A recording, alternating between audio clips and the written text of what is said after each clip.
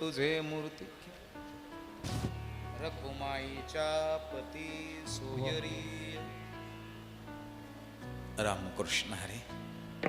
जय बसा. सरपंच साहेब आहेत, अध्यक्ष साहेब आहेत. बसा.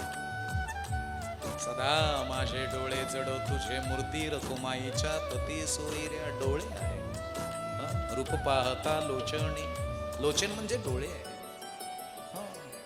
डोळे महत्वाच्या गोष्टी आहेत. आपले काय टिपतात डोळे. विद्यार्थ्यांचे डोळे कशावर असावेत? मोबाईलवर असावेत का अभ्यासावर असावेत? ज्ञानाचे डोळे ग्रंथावर असावेत. शेतकऱ्याचे डोळे झाडाच्या पानावर असावेत. योग्याचे डोळे साधनेवरती असावेत.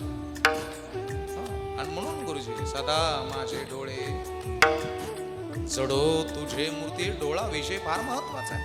ह्याचे मेगापिक्सेलिंग 756 मेगापिक्सेलिंगचा कॅमेरा आहे. याची झुमिंग आहे 756 मेगापिक्सेलची. आणि म्हणून हे डोळे अख्ख्या जगामध्ये एवढा कॅमेरा तरी तयार झाला नाही. म्हणून आपण काय पाहतोय याच्यावर आपलं जीवन आहे. दिवसभर तुमचं लेकरू जर 2 तास लॅपटॉप समोर, 2 तास मोबाईल समोर, 2 तास टीव्ही समोर असेल, 6 तास जर स्क्रीन समोर असेल, तर ते नेमकी त्याच्यात काय पाहतंय याच्यावर त्याचं जीवन घडलेलं असतं. आणि म्हणून सदा माझे डोळे जडो तुझे मूर्ती रखुमाईच्या पती सोयरिया.